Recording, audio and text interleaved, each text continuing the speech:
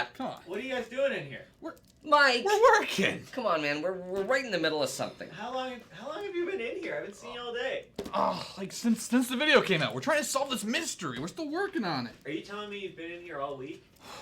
Listen, Mike, we are so close. We have one last decoded message, and I think that's going to get to the bottom of all of this. We've been working on this for days, and we are... Eric. Eric, look at this. Well, actually, look at this. Oh? I think that's it. Okay. I think that's the final piece. All right, quick. Okay, so we're filling this here. Yep, and then carry that over there. There it is. We got it. All right, ready? Have a hoppy extravaganza.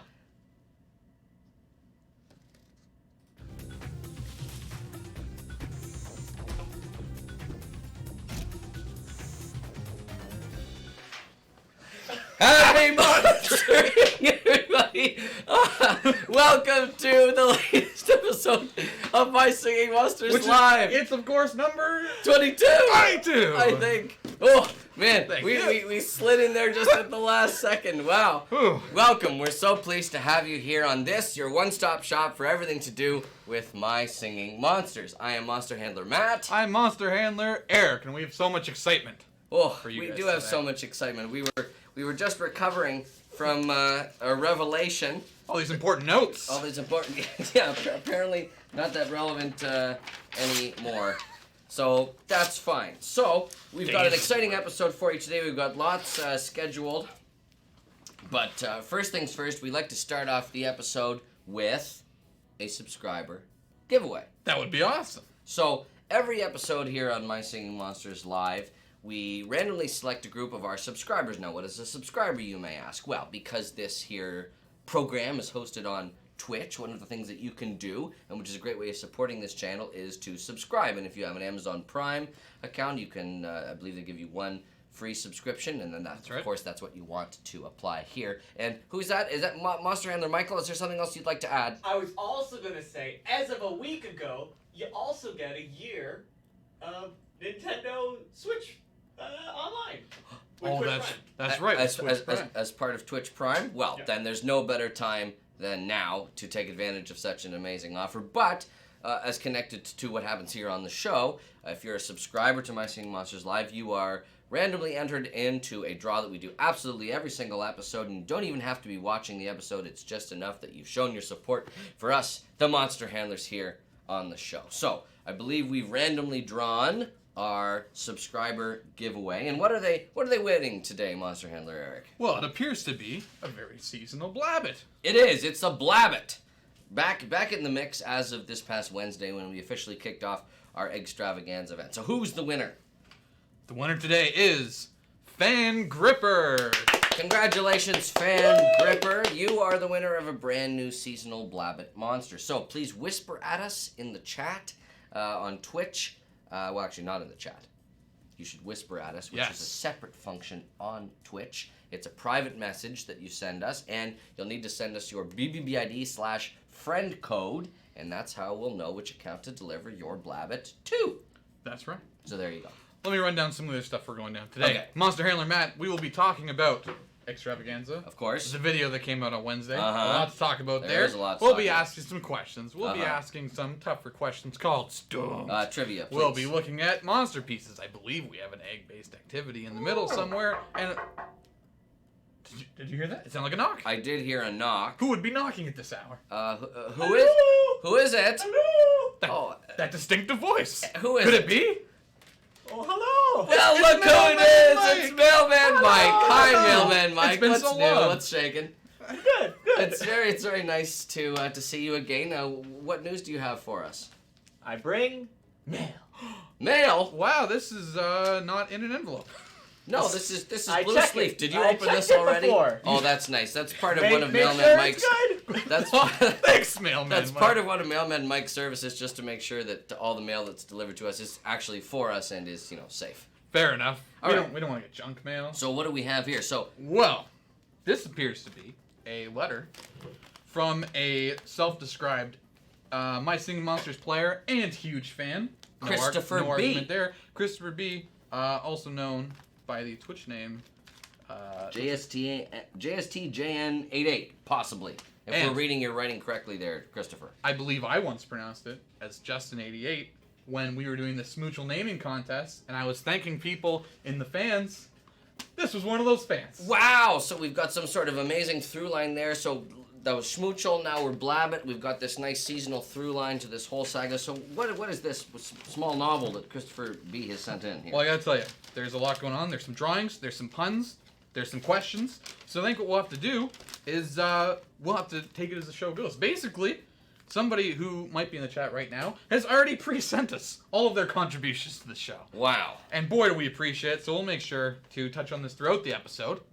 And Sounds great. Get these questions in there. We love receiving actual physical mail as well as all of the amazing things that you send in to us. Of course, if you do plan on sending anything to us via digital methods, you need only include the hashtag MyStreamingMonsters if you're posting your fan art, your theories, your questions, your stumped ideas, and make sure that you include the hashtag MyStreamingMonsters, and that can be posted on any of our social media channels. That's Facebook, Twitter, Instagram, YouTube. Yeah. The sky's the limit. That's right. The sky's the limit. Now, So thank you very much, Christopher, or Justin88. as you take this letter, I request that there's a specific area called a no monster handler mat zone, because that's where the answers to the stumped questions are hidden. So you cannot look I see. So I can't be at looking. that part. I'm gonna try and see. All right, I see They where see it a is. small corner there. So maybe. Oh, I see that there's some. Oh, fan art yeah, there. we'll get to Perhaps that. we'll save that for our Monsterpiece That's right. section There's a little bit of everything in there. of the show. Okay, so I'll fold that up and I'll place that right here in preparation for that later. But first things first, we got to get to our big discussion about the video this past week, Eggs-Travaganza, Following the Trail, Following the trail. Part 1.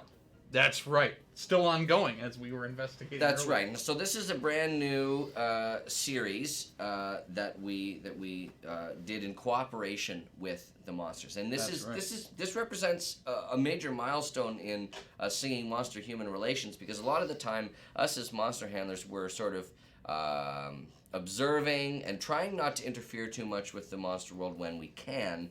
But this represents one of the first major collaborations between the community of singing monsters and humans to try and get to the bottom of this mystery. We've really relied on the monsters to help. And their expertise and their familiarity with their own world, and That's exactly it. We're really outside observers in this one. That's right. I don't know about you. I was not particularly familiar with these tales before going into this documentary. no, it was especially valuable for us to take advantage of, for example, Octopus's vast library, being the historical enthusiast that it was. That's right. I believe we have an image of the monsters that we did talk to in the video. If you haven't seen it, make sure to check it out on YouTube. That's Following the Trail Part 1. Here we can see we interviewed 3 monsters for Part 1. We had Octopus, who very helpfully provided a copy of Mysteries of the Living Ocean. That's right. which had some very interesting information. We had Sponge, who happened to have an accidental recording of what sounds like it could be the creature we're looking for. Mhm. Some loud thumps in the middle of a recording session. That's right. And Rare Geode, a collector of sorts, was very proud of its... And of course, a purely impartial That's bystander. right. No bias there. It values its own level ability to see all sides of a And situation. with so many eyes to be watching That's out. right, with all those iPods floating around, right? And That's iPod EYEPODS. that's right. And it was very proud of a photo it had that seemed to show obscured features of the That's creature. right, and which throws some of the research that we've done to date a little bit. It's certainly... It sort of mixes it up a little bit. Yes, because it's a different account than we'd heard so far. some contradictory reports. Mhm. It would seem.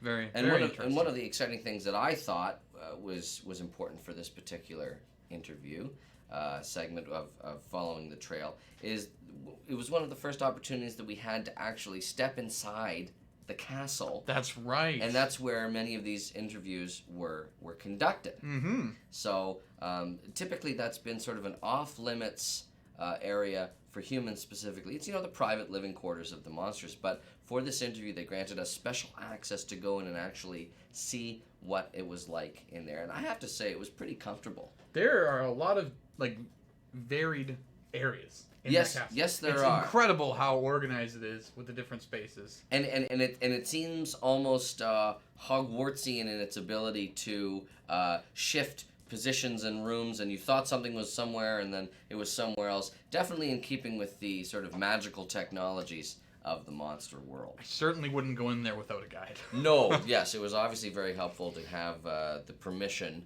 that we did in order to get in there, or else we might still be in there. Yes, but speaking of what we saw in there, I know you want to touch a little bit on Mysteries of the Living Ocean. I do want to touch a little bit on the Mysteries of the Living Ocean because this was one of the tomes that Octopus had on hand, and that was very valuable to us during our research because I actually have a copy of it myself now that I own. It was actually an older version of it that was gifted to me by Octopus, which was an awfully nice thing to What a have gesture. happen.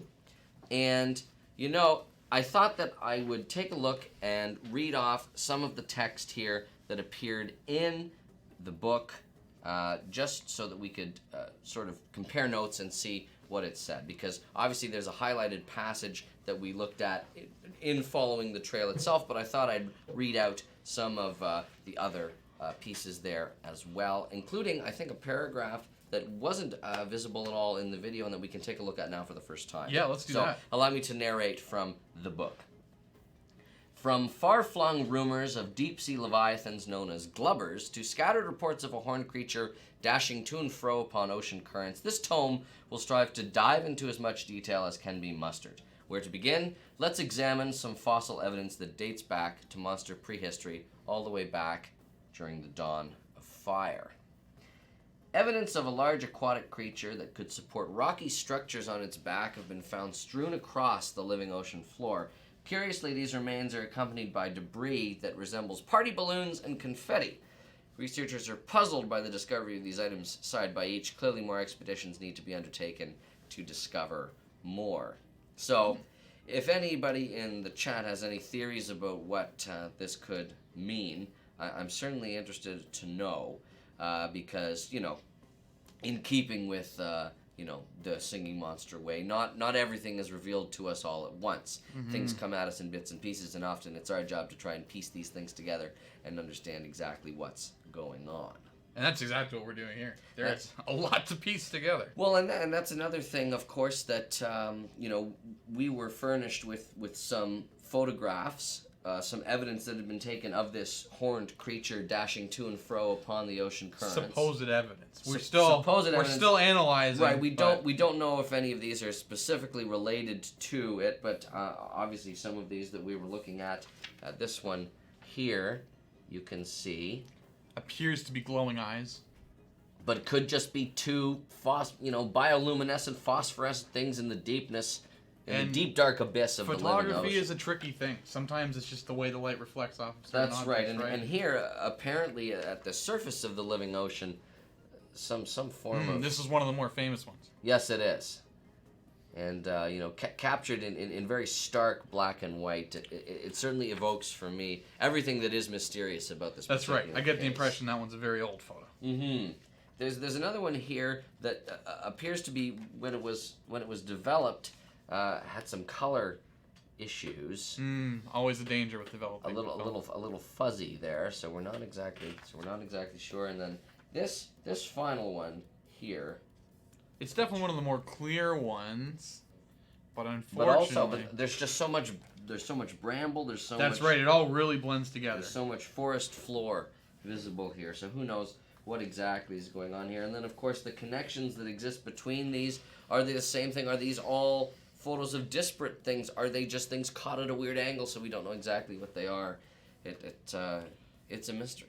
It's really a web, but that's what we're doing. We're searching through this web. We're trying to untangle piece these things everything together, right? And we're very excited to find out more and put it together into part 2. Yeah, we are. So there will be a part 2 to following the trail. There will definitely be a part 2 to following the trail. Oh, great. Well, Eric, would you like to comment a bit about the creation of the video itself and the timing of it specifically? Yeah. So I wanted to send out a personal message to you guys.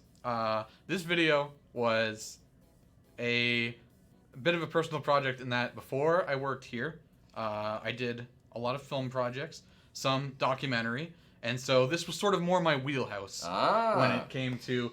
I know a lot about how these things get produced, so I really wanted to like do my best and sort of live up to the real documentary series that we see every day now that are very popular. I really wanted to like get the monsters into that setting and make it work for them. I know we put a lot of effort into getting these interviews recorded. That's right, getting the lighting set up, which is a lot more elaborate than I thought. That's right. It's certainly a lot of work, but we put our best into it, and I was very happy when we put it out. It was actually the exact day of my 2nd anniversary here at Big Blue Bubble. Eric! And to put that video out and see all the comments, to see how much you guys enjoyed it, how well received it was, I couldn't ask for a better 2nd anniversary present. Well, bravo, sir. Bravo. So, well done. Thank you all. Please keep commenting. Let us know what you think of all our sound work. off again in the comments to let us know how much you loved the Following the Trail Part 1. We're always listening. This video was a big attempt to try to give you guys what you want. And look forward to Part 2. And while you're sounding off in the chat, make sure to say hi to Monster Handler Sydney. Hi, Sydney! Sydney, who is once again in the chat today and who is, I'm sure, fielding your questions and answering some of them along the way as we stumble along. So yeah, that's great. So what can we say other than look forward to Part 2? The investigation is ongoing, right? Yep. And the monsters have been so cooperative to date, but of course we think that Part 2 will have an even more distinct advantage because some monsters are coming forward with even more information. Yes, a very cooperative monster in particular. Yes, one cooperative monster in particular that has, it would appear, a little bit of history and detective work to begin with. That's right. An investigative journalism, that is to say. Well, speaking of investigations, maybe you can answer some of our questions. I will be happy to investigate them for you and provide the answers to them. Okay. Monster Handler Map. Let's take it away. At Bonnie Cakes wants to know, how does one translate the sounds of an instrumental monster like the rare geode? Do they not have their own voices or speech? So, yes, it is an exceptionally laborious task to make sure that one is versed in all the various dialects of singing monstrous. So the thing about the monstrous language, of course, is that like each monster speaks it in a unique way, but they're all mutually intelligible to each other. So That's right. An octopus has no problem understanding what a rare geode is saying, has no problem understanding what a sponge is saying, but of course all of these sound like distinct dialects to us. And some monsters, like the rare geode, communicate using the special prismatic crystals that it has in order to make the sounds that register, wavelength-wise. Wavelength? Do you like that? Wavelength? As speech, as units of meaning, as morphological entities. That's right. So, for rare geodes specifically, it's sort of like the same way that we can register if someone's asking a question, if the tone goes up at the end of a sentence. Like, Eric, are you having a nice day? Yes, I am. Yes, he is. So it's that same sort of rhythmic and intonation quality that is a good starting point for trying to decipher monstrous in the various dialects. But rare geode is interesting because entire, very intricate, sophisticated thoughts can be expressed just through one tiny stroke of its glass harp-like crystals. And if you listen to that dialect, there's a lot of very subtle warbles to that note. And each of them sort of color the meaning of what it's saying a little bit more precisely. It's very sophisticated. And of course, being the ethereal of crystal, the common and the rare share the quality of having crystal clear communication and being able to see all sides of a situation. They are very multifaceted in their analysis of the world around them. So they were obviously a great candidate for us to interview for this particular series. That's right. Well, on the same subject, Lucas 49195461 wants to know, do instrumentals talk? Because in the video, Geode was talking? So in the video, it may seem like Geode was talking, but I think if you look again, it's actually manipulating the crystals around it, and that's where the sounds are coming from. Now, some monsters, and I use Kongal on Tribal Island as a notable instance of this phenomenon, can communicate using their sort of main sound but can also articulate speech, as we can hear with Congo on Tribal Island. So it would appear that some monsters have diverse ways of communicating. Many of them do prefer using their sort of main sound. Sure. That makes sense. So geode talking is actually using its crystals. This leads right into the next question from Rub V.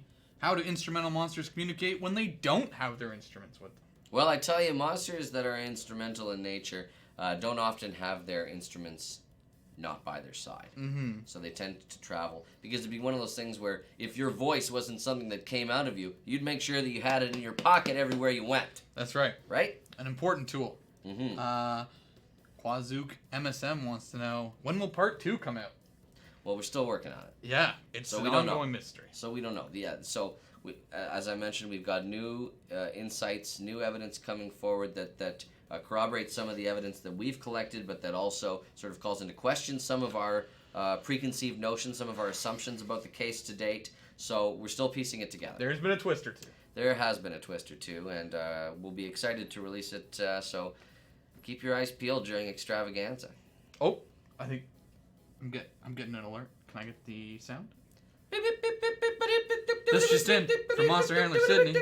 She has a note about the auto name for Flugel. Ah, yes. So I had asked Sydney to follow up and make sure that I responded to this because there have been a couple of questions in the past related to Flugel that I wanted to clear the air about. Clear the earth, wind, and fire about specifically. So we'd been asked before whether or not Flugel, being the triple element monster of earth, air, and fire, was deliberately chosen to have a trumpet sound because of its relationship to the existing human world band Earth, Wind, and Fire. While that was a happy coincidence, there are at least 2 nicknames or auto names in Flugel's repertoire that make reference to it. One of those is Maurice, or Morris, and that is a reference to Morris White, who's the lead singer, one of the lead singers of Earth, Wind, and Fire. Okay. And I was also asked in the past whether the name Miles, which appears on the screenshot for Dawn of Fire as the monster indicating one of its wants, does that have any special significance? At the time I said no, but of course it has significance. It is celebrating the famous trumpeter Miles Davis. So, of course. I just wanted to make sure that the air and the earth and the fire were cleared and that we now officially have an acknowledgement of the relationship that exists between Flugel and the amazing dulcet tones of Earth, Wind, and Fire. So I just wanted to get that out there. Well, there we have it. There you go. Okay, back on to the questions. Britnall Laurie wants to know, is the rotten egg an actual monster egg that went bad? And is the multiversal Fabergé a real egg too? Wait, I have a follow-up that'll go in with that. Good. Michael? Somebody in the chat, ZTWQ0, Also asks, is the ginormous carrot decoration alive? You're talking about the... Okay, we might as well knock these together one with the other.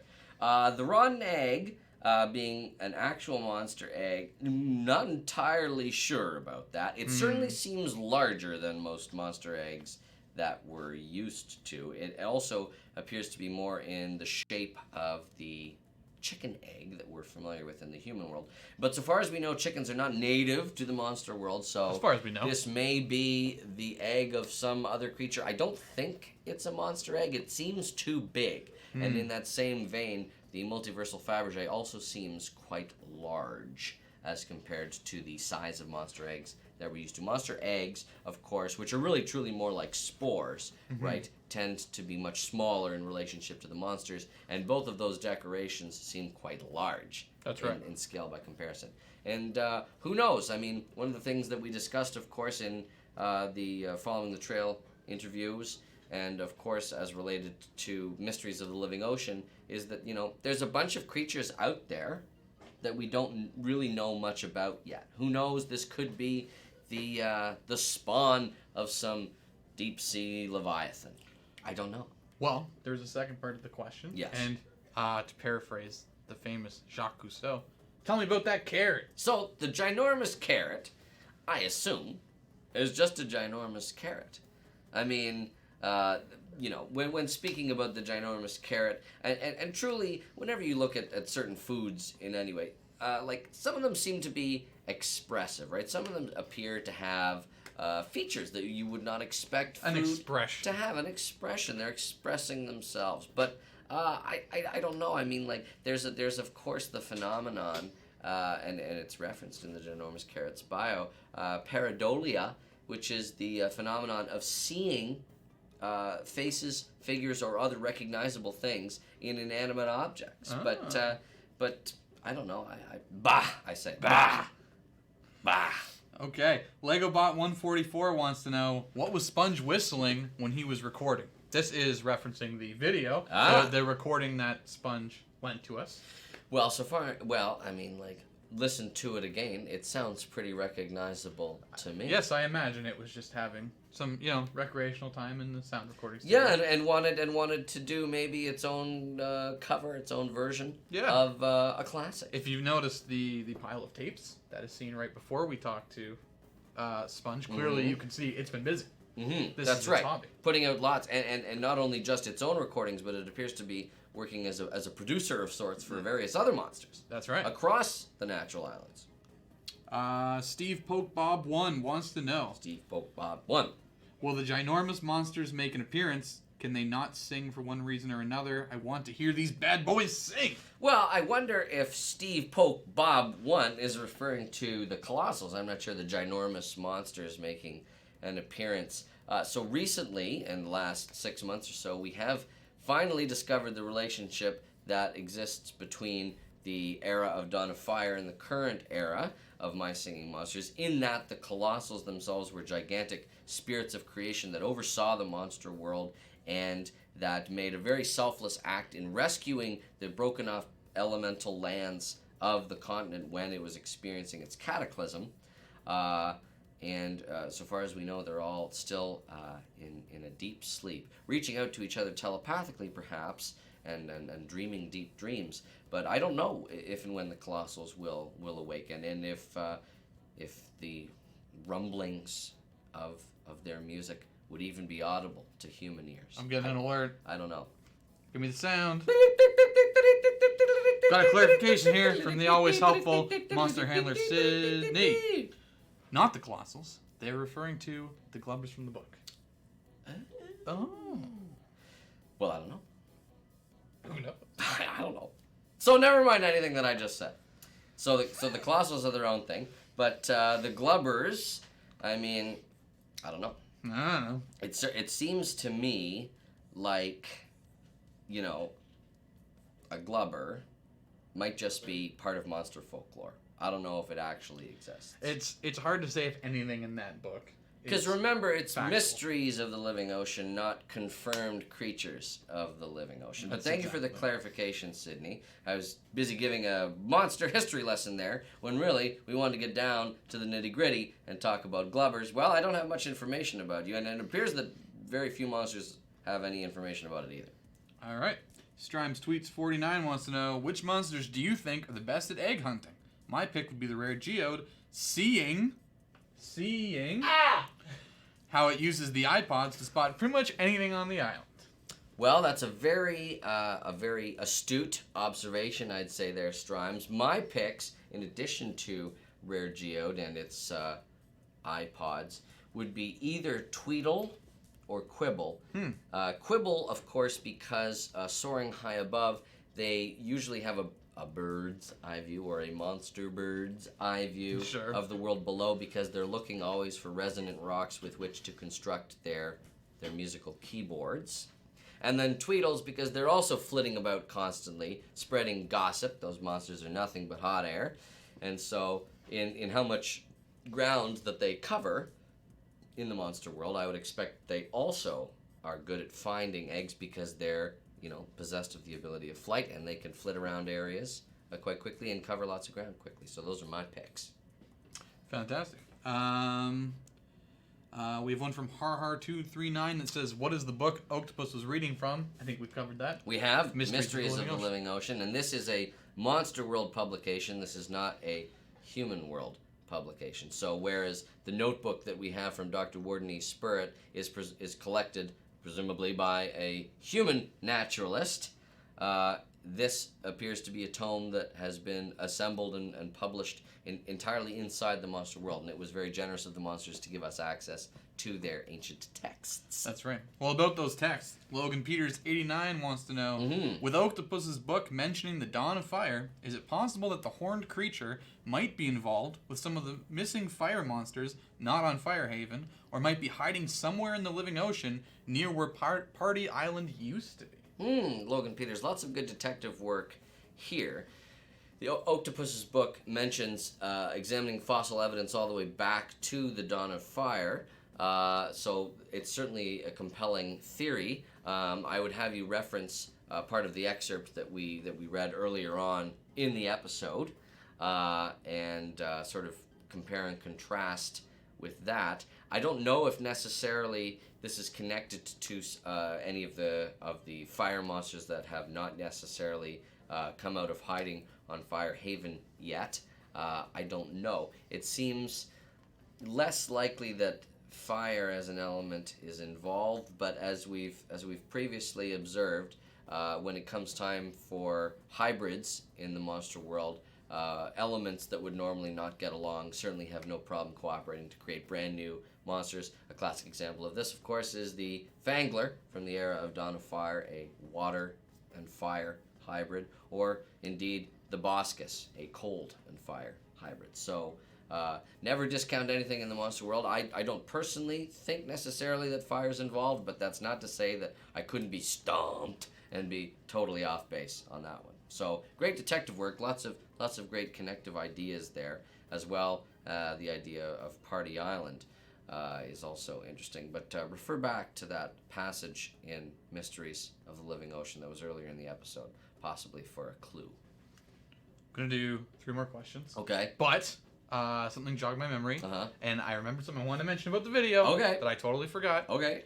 Here it comes. The new decorations. for Ah, Extravaganza. yes, our new seasonal decorations that debuted with Extravaganza 2019 are They're in the video. they're in the Every video. single one is in there. So I challenge you guys to go through the video, try to spot them all. Some are either easier than others, but I can assure you they are all in there. That's right. So have some fun. Yeah. Find And, those and Easter of eggs. course, who needs an excuse to go and watch Following the Trail again? But here it is if you needed one. There you go. Okay, 3 more questions. Okay. This one I really like because it's a nice throwback. Uh-huh. Potbelly Palooza wants to know, how did Blabbit figure out the puzzle of Wublin Island? Ah, this takes me back Yes. to the spring of 2016. So, we held a community contest called Blabbit's Scroll. Blabbit has discovered the fragments of a mysterious scroll that shows where to find more eggs. Work as a team to help this monster piece the puzzle together. So this is a cool community puzzle, a community effort that we did back in 2016 that was leading up to the release of Wublin Island. And what we can now assume was the Wubox, who planted this evidence in the first place, ripped up its pieces of Blabbit's scroll and sort of left them where Blabbit would find them. Blabbit, of course, being a monster that is keen on eggs and absconding with eggs and painting them, was obviously keen on discovering more about a place that said more eggs. And so different players from around the world were distributed different pieces of this ripped up scroll that Blabbit was collecting. And when assembled, it showed an image of Wublin Island. Now, at the time, Blabbit didn't know really what to make of that. And I think when the reveal was finally made that when the scroll said more eggs, it was actually referring to the ability to zap eggs from the breeding structure in order to generate the spark of life that would wake up the Wublins. Blabbit was a little disappointed. Blabbit wanted more eggs to paint. But of course, the way zapping eggs works is that the kinetic and electrical potential of the eggs is transformed into the energy that is used to wake up the Wublins. Like a static shock. So that was Blabbit doing a little bit of detective work back in the day, but ultimately sort of came up short in terms of more eggs to paint. But it was, it was 3 years ago it was around that Eggs-Travaganza that Wublin Island first appeared on the map, that Wubbox had been a busy monster, creating this supernatural landscape to add to the supernatural family. A time for mystery, it seems. A time long ago, but not that long ago. Now, that is an important question. Uh-huh. Jaden, 1847, says, since April Fool's was 4 days ago, what is Hula's favorite April Fool's prank? What is Hula's favorite April Fool's prank? So, if I had to say, I think one of its all-time favorites, because Hula likes hanging out with its fellow seasonal monsters, was the time that it placed its special hoop around Blabbit and yanked, and then all of the bubbles spewed forth. Now, the detectives in the ponderous, or the peculiar case I think it of was the peculiar case. the peculiar case of the pesky prankster, I think I that's don't it. think necessarily landed on the right culprit back in the day, but the jury's still out on that one too. Well, It's still in litigation, I think. the lawyer. The accused has good representation. That's so. right. Your lawyer is here. That's a good impression. Thank you very much. Yeah, I do sound sort of like that guy, right? Yeah. Now, we have Your lawyer is here. We have one last question. Oh, that We're okay. going to pull straight from Christopher the B. letter here. All right. Just If you have can to find the page. Remember, there's all sorts of stuff, and Oh, yes. I'm not supposed to look because Yes. there are. Well, okay. I'll look at these photos then. In the meantime, and try and piece them together. I've got this handy dandy connective pipe cleaner here that perhaps I will perforate the. Okay. Here. We've got this one here. So these two are connected at least. Look at this. Look at what I've done. Wow. Wait, look.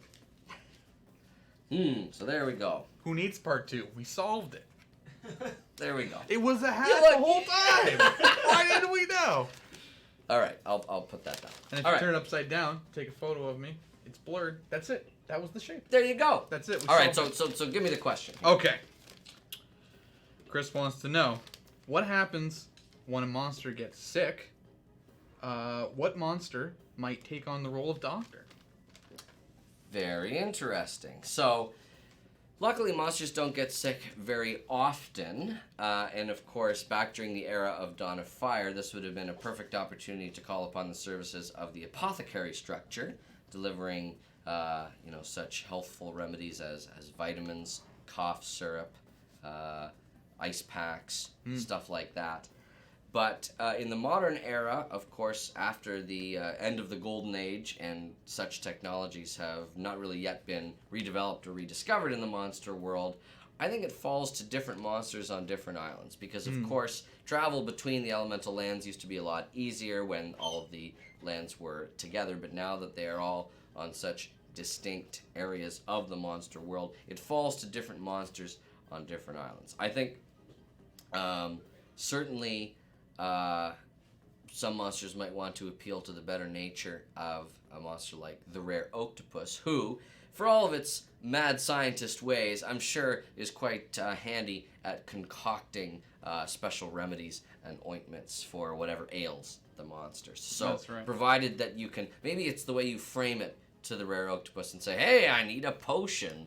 And rare octopus is like, tell me more. Specifically, ooh. So, something like that. Well, Chris has the theory. Oh, he's got the answer to his own question. Not the answer, just a theory. All right, I'm ready to listen to All it, right. Christopher. Chris says, I'm thinking there's a whole team of monster doctors in Dawn of Fire. Snizer could provide medicine. Who knows what's happening in that flaming nostril of theirs? Did they write But nose? no! Oh, No! Eric, you must be thrilled with the pun work here Loved that is it. being displayed Had to ask by that Christopher. question Well, just so that I we could- applaud you, Christopher. Very just so that we good, could very get good. to that point. That one was like a punchline. I love that. Very That good. was a very fun question. But I'll tell you what's another fun type of question. Yes. It's stumped. Okay, I'm ready. Okay. Here comes the first one. Straight from Cubwax.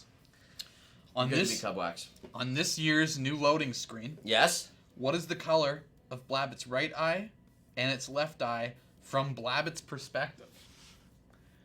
Whew, some twists and turns there. Oh my goodness. From Blabbit's perspective, So I think the left eye is blue and the right eye is purple. Heterochromia. I think we're going to give it to him. Let's give him a correct. Here it says left blue, right magenta. I said purple. That's purple. I got it. That's I got what it. I'm saying you got it. 100% success rate. That's right. So we'll cut it off there. Yeah, great. No. All right, keep them coming. I gotta be able to say it at least once. I gotta air out my head. Okay. Decide do. Asks, Decide do. Other than being a default name for Blabbit, where did Legmorth come from? Lagmorph? Legmorth. Lagmorth. Lagmorth. Well, I believe this comes from one of the Latin words for rabbits. A lagomorph is anything that is rabbit-like in nature or shape. That was a very good answer. But not the one they're looking for. Stumped. What is it? What have they got? I will give you the right to challenge this one, but it says a glitch that caused a mammoth to be where the Blabbit would be.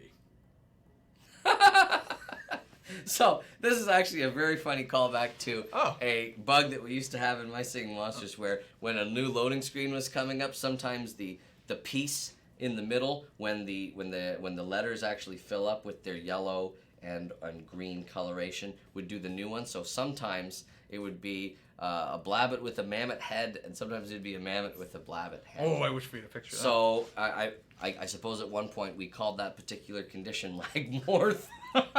But very, very deep cut there. Well done. Educational. But I didn't get that correct. Is that what you're saying? That's according to this answer. No. Stumped. That one's stumped. Okay. But okay, you're still doing great. 50%. All right. That is very good. That's Okay. better than I'm usually doing. All right. Next. This is a fun one to read. Thief wants to know, what eggs does Brump need to be woken up? Easy. Ooh. So, what's nice about Brump, and is sort of unique among Wublins, is that its eggs that are required to be zapped to its Wublin statue are sort of represented in the design of Brump itself. It is Fwog eggs and Furcorn eggs. Are you looking for an exact number, Eric? I hope not. I'm gonna say for bonus points because it doesn't technically say how many, but the answer includes how many. Okay, so let's go. I think it's 2 Fwog eggs and 6 Furcorn eggs. Ooh, I'm wrong. We'll still give them the winner, but it was 2 Fwogs, 4 Furcorns. Very close. I'm impressed. Well, thank you. That one is always the easiest Wublin to talk about its egg inventory. Very cool. But Okay. You just got it wrong. But I did just get it wrong. But I was pretty darn close. Listen, man, I didn't design that. The Wubbox did. Okay. Alert. What? Yeah, Give everyone it in a the sound. chat is saying, everyone in the chat saying 6 and 2. I'm getting the alert from Sydney. It sounds like it's also coming from the chat that the correct answer is 2 Fwogs, 6 Furcorns. I was right. He was right. That's 100%. Michael, can I hear an apology from you, please? I'm sorry. Yeah, I thought so. Yay! Well done, my friend. All right, I can't become too self-sure. That's right. I can't become too arrogant in my success. All right, keep them coming. All right, Who knows? You could be stumped yet. You're doing so well. I know. Let's hit you with the hard one. Okay. Shimmy Show Shammy All right, Jimmy. wants to know, how many monsters are there with multiple heads, separate from the body or not, including rares and epics? Oh, come on. Woo! What's the question? Okay. How many monsters are there with multiple heads? They can be part of the body or separate. And you have to include rares and epics. Okay, so we have common quibble, rare quibble. We've got rare dandy-do. We've got common chorister, rare chorister. Multiple heads.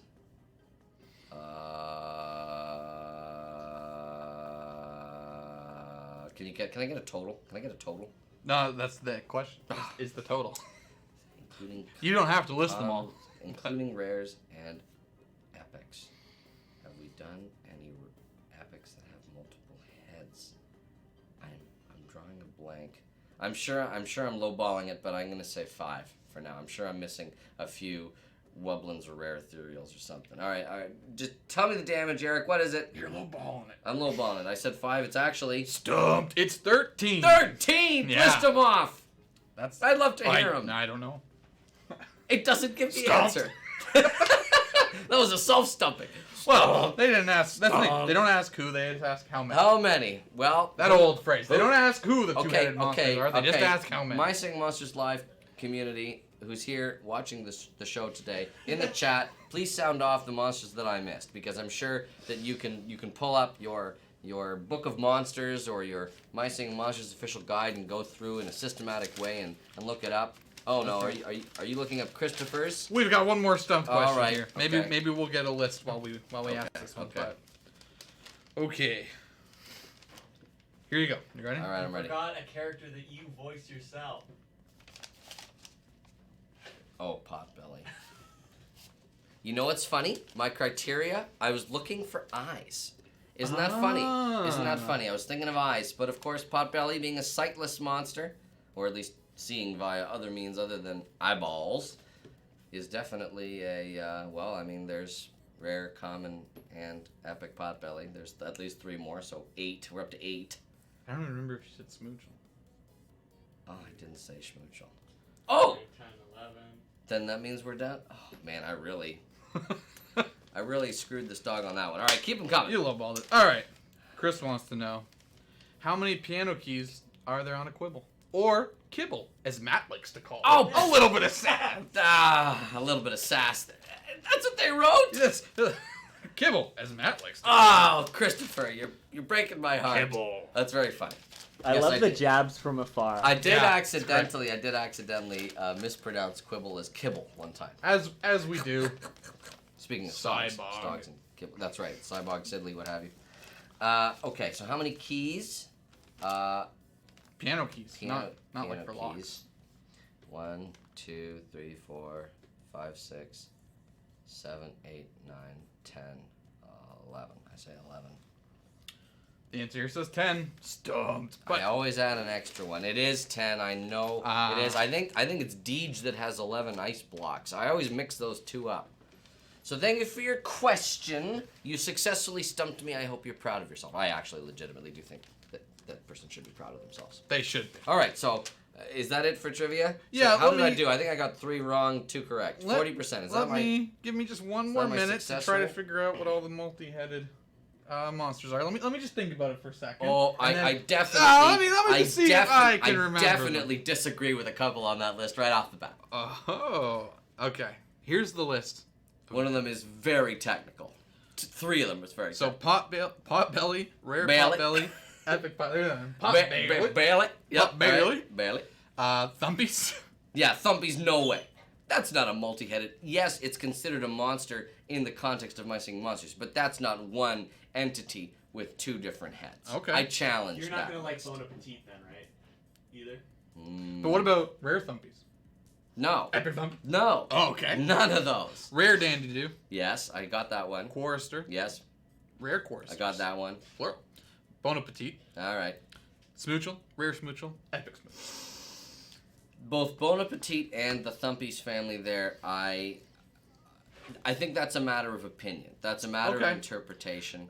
I can agree So to I that. will acquiesce to the answer that was originally given, and I will say yes, I was well and truly stumped. Because I will say, I certainly see the other side of how they consider that one Well, monster. especially because it's considered a monster. Exactly. In So, the game. All I right. think you both have a It valid is. point It is. there. Yes. I'm thinking of it from sort of a specimen organism sort of standpoint. But of course, the in-game standpoint, that's where it all began. And the show standpoint is stumped. Ah! So, okay, now I think we're moving on to a different activity. Michael, do you want to get this queued up? Yes. I'm very excited about this activity. I don't have any fancy schmancy. Oh no, my camera's all off. Well, let me just start by doing my disclaimer, All right. which is that This is a squeaky in my desk today. Well, line of let's work just have here, you do your disclaimer then. in my line of work here at Big Blue Bubble, I work with the monsters quite a bit. But one thing I almost never have to work with is their eggs. Aha! And so I may be a little lacking in knowledge for this activity, but I will do my darndest. And that's all that we ever ask of you, right? That's right. Okay. So, Michael, we have an activity. And you've helped to put together this activity, I understand. Oh, I made the whole dang thing. All right, so cue it up. And so what are we supposed to be doing in this activity, Michael? I believe we're going to eat as many eggs as possible. Oh, good. So the name of the activity is going to be called Who's That Egg? Who's that eggy? Who's that eggy? Silly eggy. And these are the rules that we're going to do. Okay. Oh, we're not going to get a theme song for it? No, we're not going to theme song for Okay. it. So, I'm putting this out here. Uh-huh. Okay. Matt's going to guess what it is. And then Eric, you will either say, I think he's right, or I think he's wrong. Okay. So to make up Ugh. for my... So I will still make a guess. Okay. But I... Let's I hope feel like that they guess will be- is in the ballpark. All right. Speaking egg of park. balls, eggs, spherical objects, or bring up the first one there, Michael. Could be baubles. Could be baubles. This first one, Who's That Egg? Eric, do you have any guesses before I make mine? I will say the protrusions along the top are particularly relevant. They seem horn-like. Yes, almost antler-like. Oh. Do you have a guess? Maybe we're on to... I'm kind of split. We'll say rare Yule? Okay. I'm going to agree with Eric that it's Yule. What is? Yay! Okay. So recall that rare and epic eggs are indicated by special shimmers. So Well, they were in a silhouette. I didn't think the shimmer would show up. Oh my gosh. Can we get... Is there an official ruling? Are none of these rare or epic? No, they're all just. Okay, good. That's important information. Now recall that, of course, in My Singing Monsters Composer, rares get separate eggs so that they can be indicated on This is the correct. staff But- a little bit more clearly. I have none of those in here. But he has none Okay. of those in there. Who, Because these... Okay. Who's this egg?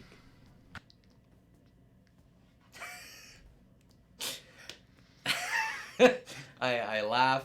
I laugh. I don't know. Eric, any guesses? I'm leaning in a couple directions. Okay. I will say the apparent hair kind Yes. of reminds me of Bon Appetit, but Okay. that's not an egg. That's Right. right. That's right. So- It begins life as a statue. That's right. So Good job, Eric. You know, like, Yeah, he's you do- knew that, You know what? right? He's I'm doing. picking He's up. doing better than I think he himself thought he would do. that is true. No egg on my face yet. Yeah. No egg on his face. I'm gonna make the guess. Now you know why I know this? Because I remember animating the teaser for this particular monster. I think this is the Wink, a triple element monster hailing back to the era of Dawn of Fire. Well, I guess I have to agree. Hey, there it was. It flashed in, and there it is. Wow. Yes, Wink. You can see its cute little I ears never would have there. guessed that would have been an ear up there in the silhouette. These silhouettes are tricky. I know hence the activity. Okay. All right, what's next? Our next one up here is Who's This Egg? Look at those tendrils down there Yeah. at the bottom. My gut immediately reminds me of. Your gut can remind you of things. Oh yeah. Oh, that's a handy trick. What were you gonna say? I immediately see Shade's Wisp at the bottom there. Wisp is a good the, Wisp is a good guess. It especially looks like the hair pieces of a rare wisp in my mind, even though they have the same shape. I think You know what though? You're on the right path. It is an Okay. ethereal monster, but it's another ethereal monster. Any other guesses? Because I got one. Here's right. a guess. Sydney often misspells and says this name incorrectly. Well, that could be any of them. No, I'm just kidding. Of course. How could you, sir? Ooh. Miss says this one wrong? There's an extra Y that she says. No, I'm really. I can't think of Sydney Well, ever getting anything I'll wrong. tell you who it is. For I think this might be because she has two Y's in her own name. But there's only one Y in this monster's name, and this is Gel-Billy. You are correct. There you go. Those are the sort of tentacular. Jelly Billy is how she usually wants to Yes. spell it. Oh, yes. And there was actually a typo Okay. for a little while in My Singing Monsters where in the bio I believe it said Jelly Billy, and it's actually just Gel Billy. The Gel Billy. That's an Okay. interesting Next one. So far, you're doing better than I thought you were going to. All right. Oh, this one. Oh, This This one is the real. Oh. I've been very confident up until now, and now I'm truly stumped. This is a very... The shape of it though suggests to me that it's a Dawn of Fire egg. That's my instinct. I was just going to say rock. Kind of Yes, looks like. because you can see the sort of little notches out of the sides. Yeah. Oh. This might be an agree or disagree one for me. I think this is a celestial egg, but I'm trying to go through. It's not Hornicle. It's not Furnos. It's not Glacier. It's not Blossom. You know what my guess is? What's that? I'm gonna guess Syncopite. Ooh. I'm going to disagree. All right, you think it's something else? Yeah. Do you have a guess? No. No. All right, what is it? It's Ziggurat! Ow! I was incorrect. That is not what I was expecting the egg would look like. I'm glad I was on the right track with the rock. But... Oh. Who's this one? A chicken. Yeah. This one would also appear to have like even smaller notches out of it. yeah. If you look in the silhouette. Very, very tiny. And Because, in my knowledge, this could be virtually anything. I was just about to say this could be a couple of different monsters. This one I think is in My Singing Monsters egg, but I'm not sure. I just want to say I hope everyone in the chat is guessing along. Test yourselves, see how you do, because it's a lot of fun. There's a lot of people guessing. A lot of people are going, oh no, what could this one be? Yeah, because this one could be several. I'm gonna make A lot of them are getting it, though. I'm gonna make a stab in the dark. Okay. Which is never a safe thing to do, by the way, but I'm gonna do it anyways. I think that it is Entbrat. Because as I recall correctly, Entbrats is an entirely round egg that has the leaf texture on it and the little sort of stem at the top, but it doesn't actually interfere with the silhouette. But of the no, egg. no hint of horns. I don't or like think the so. Offshoot leaves. I don't think so. Okay, you know what? I'm gonna trust you then. I'm gonna agree. All right, what is it? Bah! Rats. It's the noggin. The first The egg! very first egg you see in My Singing Monsters. Well, that's especially embarrassing. Well, it's a tough one. That is. I would tough. not have expected noggin to be that round. An Mhm. egg. All right. Who's this egg? This one's giving me Thrumble vibes.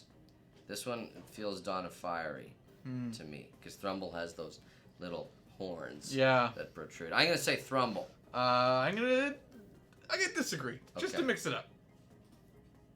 Aha! Well done. I got It's that. Thrumble. Well done. That is the Thrumble with that little fin tucked up there. How cute. Very nice. I think there are 2 or 3 more. All right.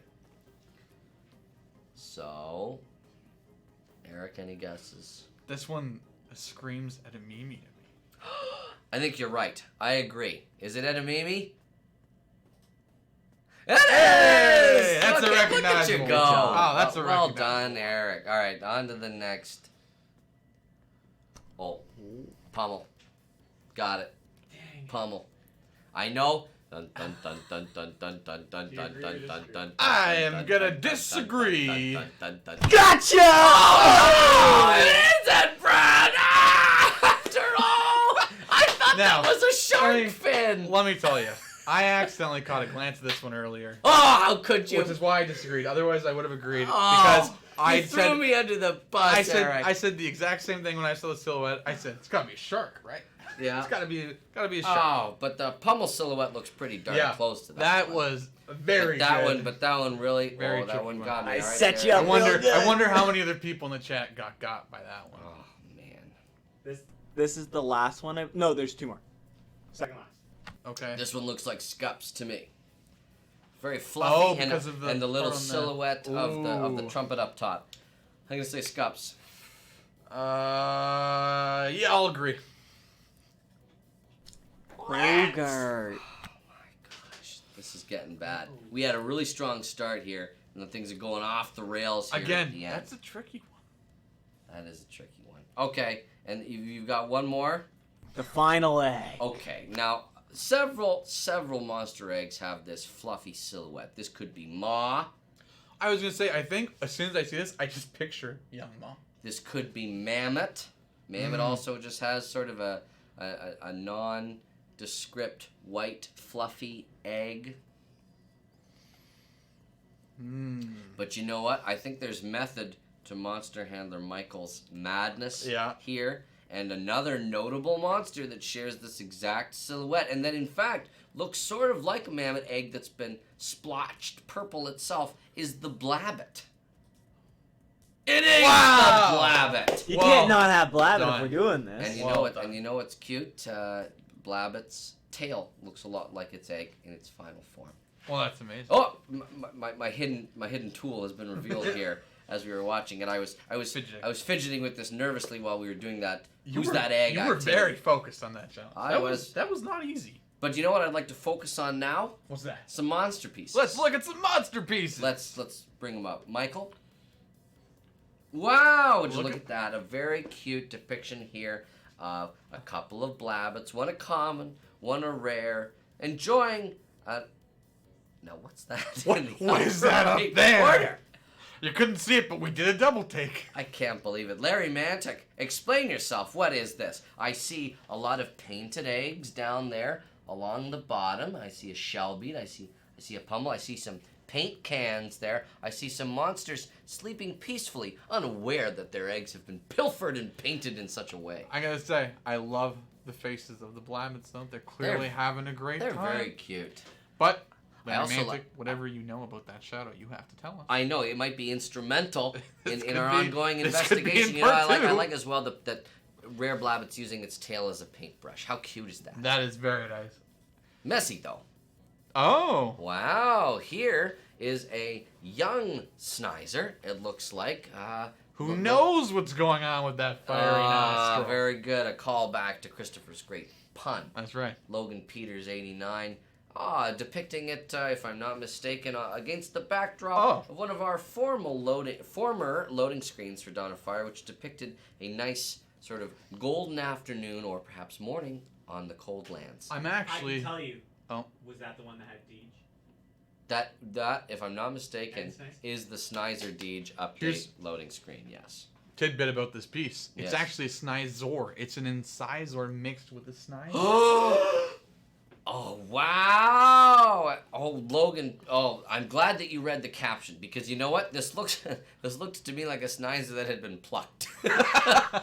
that had been rubbed raw, its pink flesh on display for all to see. But you know what? That makes a heck of a lot more sense now that we know that it's a hybrid between Incisor and Snizer. Are you excited for Incisor to come out soon? I can't wait. I'm very excited soon. We're still doing some testing on that monster, but it should be coming out so soon. Oh, we're very excited.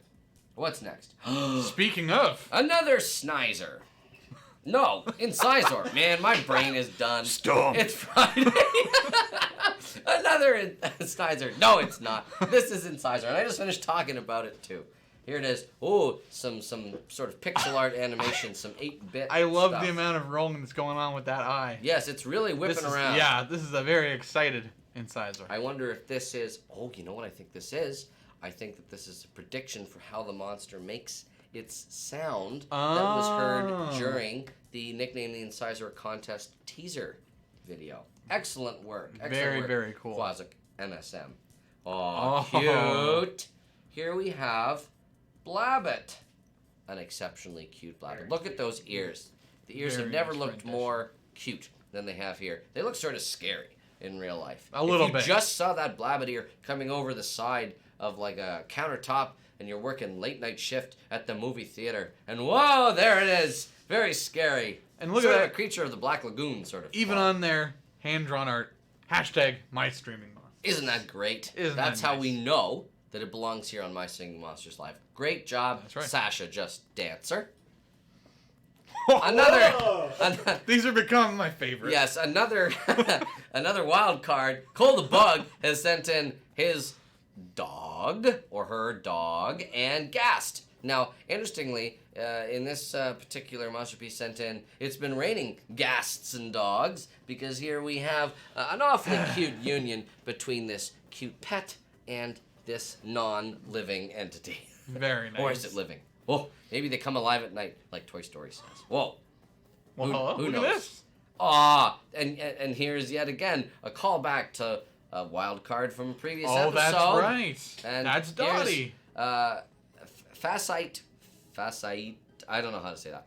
Facite Fwog, here depicting the dog lovingly chasing the Ghast, but they appear to be buddies. They're They playing. appear They're to be definitely friends. playing. Ghast, I think, has the distinct advantage in this game of tag because, of course, it can turn intangible and just sort of pass through the dog. This reminds me of Fox and the Hound, personally. I gotta wonder Very cute. if Dottie got a look at some of those orbs and thought, Whoa. I'm gonna fetch that. Oh, that's a very good point. That dog also reminds me of Monster Handler Bell's dog Axel. Very cute. That's right. Very cute. Shout out to Axel. Shout out to Axel. We love that dog. And there's Dottie Here's the Different. Laser Crystal X. Man, this is a theme for this week's episode. We've got here a dog chowing down. A Chihuahua chow this down is the same on dog. Kana. This is This Dottie. is still Dottie. That's Dottie. So Dottie has quite the collection of My Singing Monsters plush. And is enjoying them thoroughly. That's so cute. I isn't wonder if it's singing in that picture. I Wouldn't wonder it, if be, it's wouldn't, it, wouldn't it activated. be great if when Dottie chomped down on Kana, if Kana sang its song?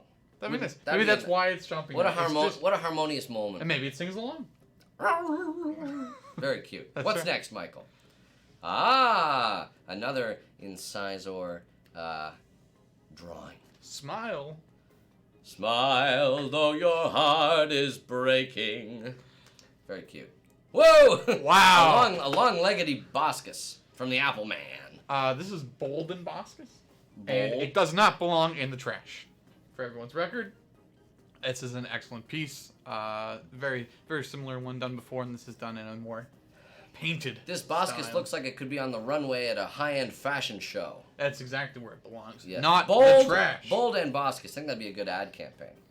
Well, would you look at that? Someone else's interpretation of an incisor. Now, unfortunately, I cannot read Thai or Vietnamese or whichever language that is. So, if you're watching, please let us know how to pronounce your name so that That's right. we can give you credit where credit is due. But this is a particularly well-researched impression of how the adult incisor might appear. That's right. And for people's information, you may have seen this pop up briefly last week. It sort of got overlapped with another art piece. I believe But- Hazelnut Volcano's art was the one Yes. that was being spotlighted at the time, spotlit, if you will. I was behind the camera. I thought they were meant to be the same, Eric! the same piece of art, but it was just a little bit of a file So it's mishap. finally getting And its so due. now here it is It's finally in getting its full glory. its opportunity. That's right. Wow, wee wah. Here we have Epic Blabbit from Bonnie Cakes. Interesting speculative artwork here. Of course, Bonnie Cakes, we have no evidence to suggest that such a creature exists, but that doesn't mean from a Monsterpiece standpoint that you can't exercise a little bit of creativity here and depict it. I will say, this Blabbit looks a lot like a bulldog. I love this. That's exactly what it is, and it's incredible. And look at those arms. They almost appear like they're mechanical, like they are an add-on to the Blabbit, because of course the Blabbit naturally, in its common form, and also especially in its rare form, do not have any forelimbs. It's only the common Blabbit that has hind legs, and of course the rare Blabbit slithers around sort of like a slug. Well, it wouldn't be the first time that an epic adapted, grew something new. That's true. And if the epic Conjecturally Blabbit was speaking, of to course. give itself arms, I would give it a hand. I love this hazelnut volcano impression of Monster Handler Matt astride a rare Dragon. It doesn't look that happy that I'm possibly weighing down its Well, lithe you've and got supple an entire form. set of golf clubs on your back. That's true, but remember that rare Dragon, both the Dragon's shapes belie a very strong fortitude in construction, because of course they need to be able to absorb all the reverberations from its various plates. So there you go. Wow. I sure like those monster pieces. There's one more monster piece I wanted That's to right. highlight today, and that's Christopher's. Here we have my fan-made monster. This is the Signal Yes. monster, and we can see here depicted, there's the young and adult forms. I can never center this properly. But There you go. there it is, the young and adult signal. And believe it or not, this is a 6-element monster Wow. that includes all 6 of the natural elements. That's, of course, air, plant, earth, water, coal, and fire. We have here depicted as well. It's young and juvenile forms. Perhaps that's the adult form there. And it's the fan-made monster from Christopher. So thanks so much for sending that in. We'll make sure to read all of the various other notes that you've included here. There's one last hidden piece of art. What? Right at the very back, we've got a theory on the epic Wubbox there. Wow! Look at that epic webbox. Sort of looks like a clown. It's freaking me out. There's a little bit. lot going on. There is a lot going on there. Great. Well done, Christopher. Thank you so much for sending that in. Thank It always you so warms much. warms our heart when we see that we've been able to inspire worlds of creativity with all the work that we do here as monster handlers. Well, Eric? Oh, controversy. Yes? Back to the question about multiple heads.